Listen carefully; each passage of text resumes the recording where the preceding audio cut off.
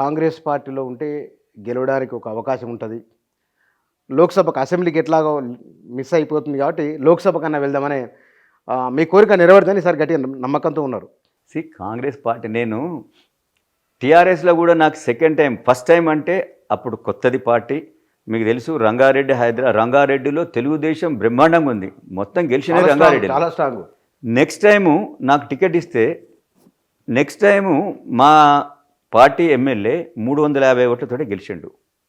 మా దగ్గర ప్రగతి నివేదన సభ పెద్ద ఎత్తున పెట్టిండ్రు, ఏం అభివృద్ధి జరిగింది ఈ 4 ఏళ్లని, కానీ 350 తోటి గెలిచిండు. అదే నాకు ఇస్తే చాలా మంది మీరు తెలుసుకోండి, నేను 30,000 నేను గెలిచేటోని, కానీ నాకు ఇవ్వలేదు. దాన్ని బట్టి నేను అనేదంటే ఆపర్చునిటీ రాలేదు. ఒకసారి వచ్చిందంటే అప్పుడున్న పరిస్థితులు, రెండవది నాది డిస్టిక్ కాదు, నాకు ఊర్లు తెలియదు, ప్రేమతోటి నేను చేశా. టీఆర్ఎస్ మీద ఉన్న ప్రేమతోటి లాస్ట్ డే పోయి నేను నామినేషన్ వేసి నేను ఫైట్ చేయడం జరిగింది.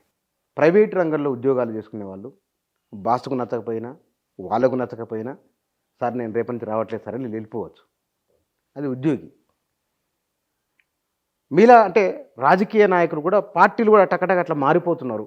పిచ్చన్న గారు మీరు నాది చూడండి, నేను 2014లో కాంటాక్ట్ చేశాను, నాకు 2018లో టికెట్ ఇవ్వలేదు, నేను మారలేదు కదా, పార్టీ చెప్పిన పని చేశా.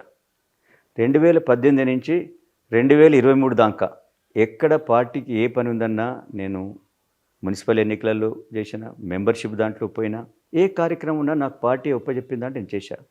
ఒప్పజేసినందుకు నేను నాకు పదవి లేదు, నాకు డబ్బులు ఏమి ఇస్తలేవు, నేను లాభపడతలేను అనలే. నేను నా సొంత రిసోర్సెస్ తోటి చెప్పిన కార్యక్రమాన్ని దిగ్విజయంగా పూర్తి చేసుకొచ్చిన. అంటే పార్టీ సాటిస్ఫై అయ్యేటట్టు అక్కడ నేను చేసిన వాళ్ళు కూడా సాటిస్ఫై కావాలా, అరే చంద్రశేఖర్ రెడ్డి వచ్చిండు పోయి పార్టీ ఏ పని ఇచ్చిందో అది చక్కగా నెరవేర్చిండు అనేది, ఆ విధంగా చేసిన. 2023 కూడా ఇవ్వలేదు. మరి ఈ విధంగా పార్టీ ఉపయోగించుకొని పక్కకు పెట్టినప్పుడు న్యాచురల్గా లీడర్లు అనేటోళ్ళు పోతారు కదా. ఇప్పుడు లీడర్స్ అనేది ప్రజలతోటి కలిసి ఉండేటప్పుడు ప్రజలకు కూడా గౌరవం ఉండదు. మేము ఉట్టినే ఉండి చేస్తే వాళ్ళు కూడా ఏం చేయలేనప్పుడు నెక్స్ట్ టైం మేము పోయినప్పుడు అంటారు, అబ్బాయి మీతోటి ఏం కాదు, మీరు వస్తారు పార్టీకి పనిచేస్తారు అని చెప్పి అంటారు. కాబట్టి నేను 2 సార్లు 10 ఏళ్ళు కూడా ఏం రాకుండా నేను పార్టీ మారలే, తర్వాత నేను మారినా.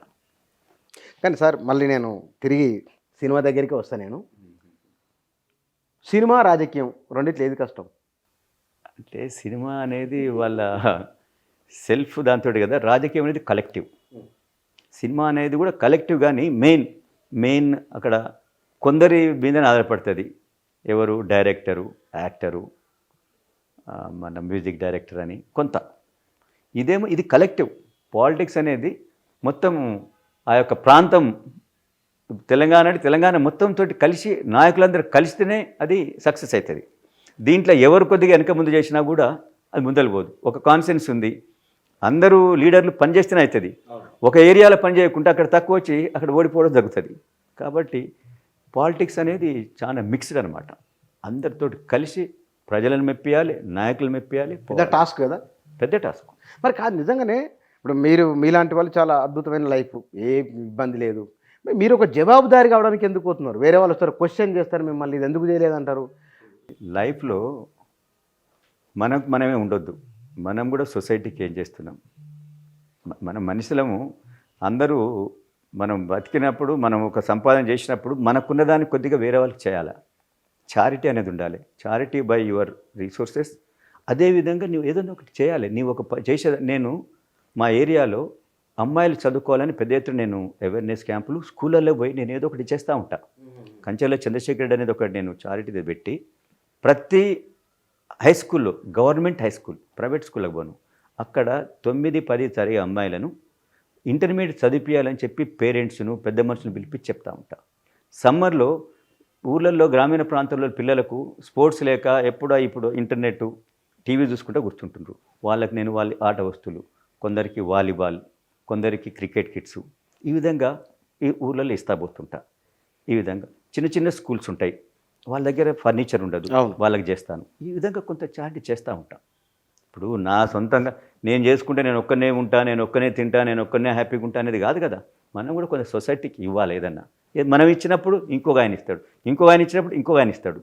ప్రతి ఒక్కరు కూడా ఎంతో అంత చేసినప్పుడు ఆ సొసైటీ మొత్తం బాగుపడుతుంది, మనకు పేరు వస్తుంది, ఆ పేరుతోటి మనకు కూడా హ్యాపీనెస్సే జీవితం.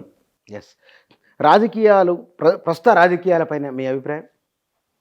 కొద్దిగా ఇప్పటి రాజకీయాలు ఏంటంటే దీంట్లో ఒక క్యారెక్టర్ ఉన్న వాళ్ళకు చాలా కష్టమవుతుంది. మనీ అనేది పెద్ద ఎత్తున మేజర్ రోల్ ప్లే చేస్తుంది. దానివల్ల ఏమైందంటే మంచి వాళ్ళు వచ్చేదానికి కష్టమవుతుంది. మీరు కోదండరామ్నే తీసుకోండి, ఇంటలెక్చువల్ అన్నీ ఉన్నాయి, పని చేయాలని తపన ఉంది, కానీ అలాంటి వాళ్ళు కూడా రాలేకపోతుండ్రు. అందుకని ప్రజలలో యువతలో మార్పు రావాలి. రేపు మీరు ఈరోజు చూసుకొని, ఈరోజు ప్రలోభం చూసుకొని, ఈరోజు డబ్బులు వస్తున్నాయనో, ఈరోజు ఆయన షో చేస్తుండనో మీరు చేస్తే ఎప్పుడు కూడా యువత పైకి రాదు. అంటే ఒక దాన్ని ఏమంటారు, సమాజం పైకి రాదు. సమాజంలో ఇంతో అంత చూడాలి, మంచివాడు ఎక్కడని గ్రహించినప్పుడే అప్పుడు నువ్వు కరెక్ట్ డిసిషన్ తీసుకుంటావు, దానికి వాళ్ళు రెస్పాన్సిబుల్ ఉంటాడు, సమాజం కూడా అభివృద్ధిలోకి వస్తుంది. అది ఇంపార్టెంట్.